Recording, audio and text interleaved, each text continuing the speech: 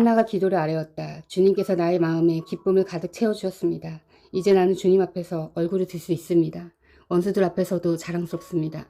주님께서 나를 구하셨으므로 내 기쁨이 큽니다. 주님과 같으신 분은 없습니다. 주님처럼 거룩하신 분은 없습니다. 우리 하나님 같은 반석은 없습니다. 너희는 교만한 말을 늘어놓지 말아라. 오만한 말을 입 밖에 내지 말아라.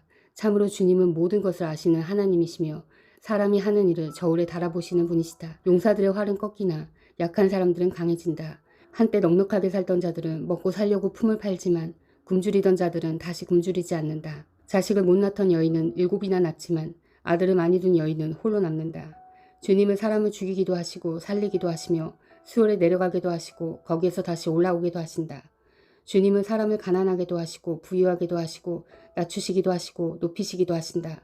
가난한 사람을 티끌에서 일으키시며 궁핍한 사람을 거름더미에서 들어 올리셔서 귀한 이들과 한자리에 앉게 하시며 영광스러운 자리를 차지하게 하신다.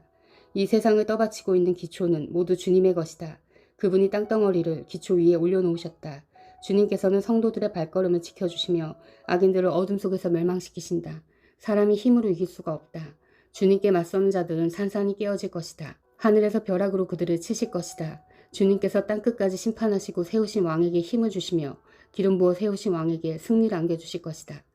엘가나는 라마에 있는 자기의 집으로 돌아갔으나 사무엘은 제사장 엘리 곁에 있으면서 주님을 섬기는 사람이 되었다. 엘리의 아들들은 행실이 나빴다. 그들은 주님을 무시하였다. 제사장이 백성에게 지켜야 하는 규정이 있었는데 그들은 그것도 무시하였다. 누군가가 제사를 드리고 그 고기를 삶고 있으면 그 제사장의 종이 살이 3개 달린 갈고리를 들고 와서 냄비나 솥이나 큰 솥이나 가마솥에 갈고리를 찔러 넣어서 그 갈고리에 걸려 나오는 것은 무엇이든지 제사장의 몫으로 가져갔다. 실로에 와서 주님께 제물을 바치는 이스라엘 사람이 모두 이런 일을 당하였다. 그뿐만 아니라 사람들이 아직 기름을 떼내어 태우지도 않았는데 제사장의 종이 와서 제물을 바치는 사람에게 제사장께 구워드릴 살코기를 내놓으시오. 그분이 원하는 것은 삶은 고기가 아니라 날고기요 하고 말하곤 하였다. 제물을 바치는 사람이 그 종에게 먼저 기름을 태우도록 되어 있으니 그렇게 하고 난 다음에 원하는 것을 가져가시오 하고 말하면 그는 아니요 당장 내놓으시오. 그렇지 않으면 강제로라도 가져가겠소 하고 대답하였다. 엘리의 아들들은 주님께서 보시는 앞에서 이렇듯 심하게 큰 죄를 저질렀다. 그들은 주님께 바치는 제물을 이처럼 함부로 대하였다. 한편 어린 사무엘은 모시의 못을 입고 주님을 섬겼다. 사무엘 어머니는 해마다 남편과 함께 매년 제사를 드리러 성소로 올라가곤 하였다. 그때마다 그는 아들에게 작은 겉옷을 만들어서 가져다 주었다. 그리고 엘리는 엘가나와 그의 아내에게 주님께 간구하여 얻은 아들을 다시 주님께 바쳤으니 주님께서 두 분 사이에 이 아이 대신에 다른 자녀를 많이 주시기를 바랍니다 하고 복을 빌어 주었다. 그들은 이렇게 축복을 받고서 고향으로 돌아가곤 하였다. 주님께서 한나를 돌보아 주셔서 한나는 임신하여 아들 셋과 딸 2을 더 낳았다. 어린 사무엘도 주님 앞에서 잘 자랐다. 엘리는 매우 늙었다. 그는 자기 아들들이 모든 이스라엘 사람에게 저지른 온갖 잘못을 상세하게 들었고 회막 어귀에서 일어나는 여인들과 동침까지 한다는 소문을 들었다. 그래서 그는 그들을 타일렀다. 너희가 어쩌자고 이런 짓을 하느냐. 너희가 저지른 악행을 내가 이 백성 모두에게서 듣고 있다. 이놈들아 당장 그쳐라. 주님의 백성이 이런 추문을 옮기는 것을 내가 듣게 되다니 두려운 일이다. 사람끼리 죄를 지으면 하나님이 중재하여 주시겠지만 사람이 주님께 죄를 지으면 누가 변호하여 주겠느냐. 아버지가 이렇게 꾸짖어도 그들은 아버지의 말을 듣지 않았다. 주님께서 이미 그들을 죽이려고 하셨기 때문이다. 한편 어린 사무엘은 커갈수록 주님과 사람들에게 더욱 사랑을 받았다. 하나님의 사람이 엘리를 찾아와서 말하였다. 나 주가 말한다. 내 조상의 집이 이집트에서 바로의 집에 속하였을 때에 내가 그들에게 나를 분명하게 나타내주지 않았느냐. 그때 내가 이스라엘의 모든 지파 가운데서 내 조상 아론을 선택하여 나의 제사장으로 삼아 나의 제단에 올라와 분향을 하게 하며 에봇을 입고 내 앞으로 나와 내 뜻을 듣도록 하지 않았느냐. 또 나는 이스라엘 자손이 드리는 불살라 바치는 제물을 모두 너희의 몫으로 차지할 권리를 내 조상의 집안에 주지 않았느냐. 그런데 너희는 어찌하여 나의 처소에서 나에게 바치라고 명한 나의 제물과 예물을 멸시하느냐. 어찌하여 넌 나보다 내 자식들을 더 소중하게 여기어 나의 백성 이스라엘이 나에게 바친 모든 제물 가운데서 가장 좋은 것만 골라다가 스스로 살찌도록 하느냐. 그러므로 나 주 이스라엘의 하나님이 말한다. 지난날 나는 너희 집과 너희 조상 집이 제사장 가문을 이루어 언제까지나 나를 섬길 것이라고 분명하게 약속하였지만 이제는 더 이상 그렇게 하지 않겠다. 이제는 내가 나를 존중하는 사람들만 존중하고 나를 경멸하는 자들은 수치를 당하게 할 것이다. 나 주의 말이다. 내가 내 자손과 내 족속의 자손의 대를 끊어서 너희 집안에 오래 살아 나이를 많이 먹은 노인이 없게 할 날이 올 것이다. 너는 고통을 받으면서 내가 이스라엘의 모든 백성에게 베푸는 복을 시샘하며 바라볼 것이다. 내 가문에서는 어느 누구도 오래 살지 못할 것이다. 그러나 나는 내 자손 가운데서 하나만은 끊어버리지 않고 살려둘 터인데 그가 제사장이 되어 나를 섬길 것이다. 그러나 그는 맹인이 되고 희망을 다 잃고 그의 자손들은 모두 젊은 나이에 변사를 당할 것이다. 내 두 아들 홈니와 비느하스도 한날에 죽을 것이며 이것은 내가 말한 모든 것이 반드시 이루어진다는 표징이 될 것이다. 나는 나의 마음과 나의 생각을 따라서 행동하는 충실한 제사장을 세우겠다. 내가 그에게 자손을 주고 그들이 언제나 내가 기름 부어 세운 왕 앞에서 제사장 일을 보게 하겠다. 그때 너희 집에서 살아남은 자들은 돈 몇 푼과 빵 한 덩이를 얻어먹으려고 그에게 엎드려서 제사장 자리나 하나 맡겨주셔서 밥이나 굶지 않고 살게 하여 주십시오 하고 간청할 것이다. 어린 사무엘이 엘리 곁에서 주님을 섬기고 있을 때이다. 그때에는 주님께서 말씀해 주시는 일이 드물었고 환상도 자주 나타나지 않았다. 어느 날 밤 엘리가 잠자리에 누워있을 때였다. 그는 이미 눈이 어두워져서 잘 볼 수가 없었다. 사무엘은 하나님의 궤가 있는 주님의 성전에서 잠자리에 누워있었다. 이른 새벽 하나님의 등불이 아직 환하게 밝혀져 있을 때에 주께서 사무엘아 사무엘아 하고 부르셨다. 그는 제가 여기 있습니다 하고 대답하고서 곧 엘리에게 달려가서 부르셨습니까? 제가 여기 왔습니다 하고 말하였다. 그러나 엘리는 나는 너를 부르지 않았다. 도로 가서 누워라 하고 말하였다.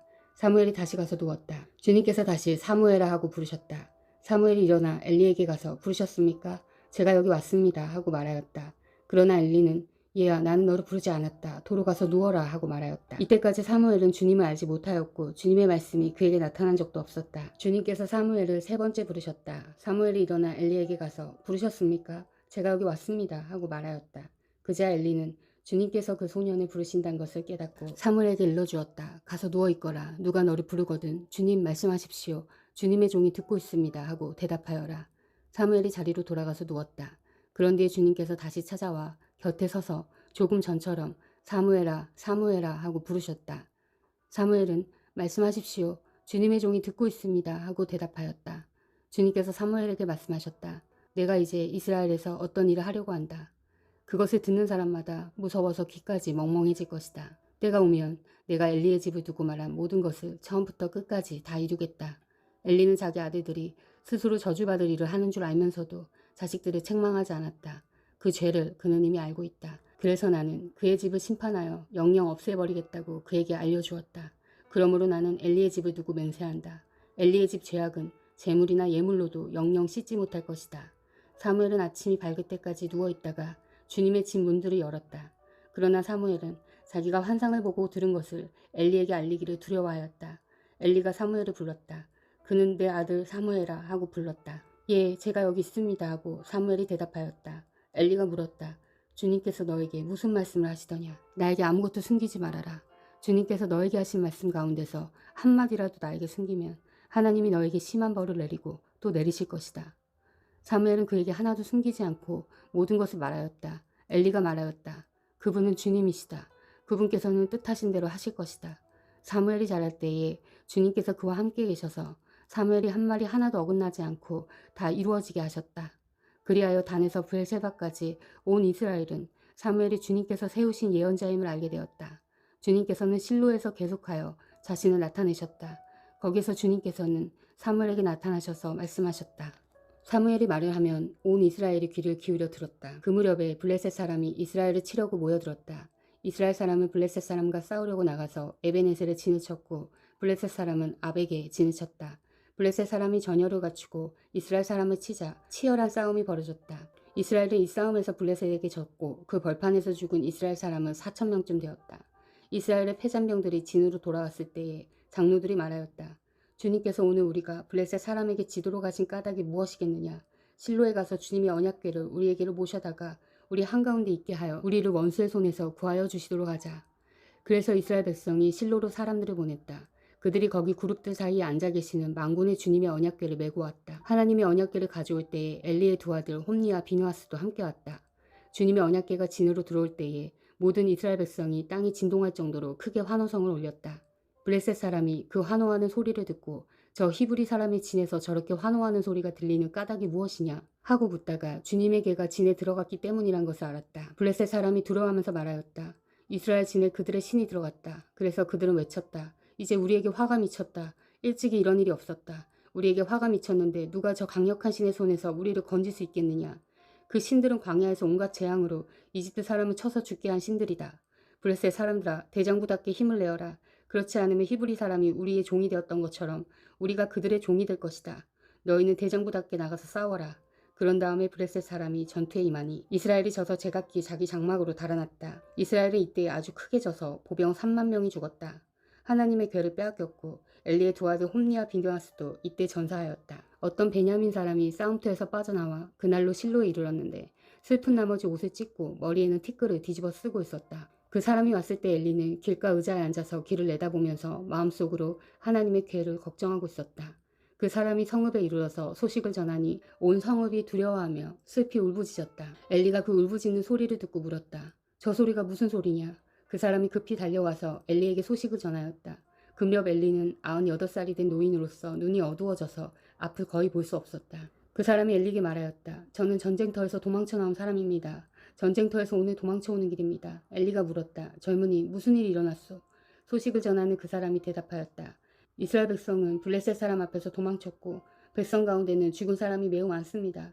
제사장님의 두 아들 홈리와 비느하스도 전사하였고 하나님의 궤는 빼앗겼습니다. 그가 하나님의 궤에 대한 소식을 전할 때에 엘리는 앉아있던 의자에서 뒤로 넘어져 문 곁으로 쓰러져서 목이 부러져 죽었다. 늙은 데다가 몸까지 무거웠기 때문이다. 그는 40해 동안 이스라엘의 사사로 있었다. 그때 엘리의 며느리인 비느하스의 아내는 임신 중이었으며 출산할 때가 가까웠는데 하나님의 궤를 빼앗겼고 자기 시아버지와 남편도 죽었다는 소식을 듣자 갑자기 진통이 일어나 구부리고 앉은 채 몸을 풀었다.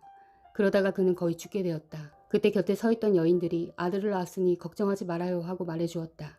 그러나 산모는 대답도 없고 관심도 보이지 않다가 그 아이의 이름을 이가봇이라고 지어주며 이스라엘에서 영광이 떠났다 하는 말만을 남겼다. 하나님의 궤를 빼앗긴 데다가 시아버지도 죽고 남편도 죽었기 때문이었다. 거기에다가 하나님의 궤까지 빼앗겼기 때문에 이스라엘에서 영광이 떠났다고 말했던 것이다. 아멘. 사랑하는 형제자매 여러분, 주님이 곧 오십니다. 마라나타.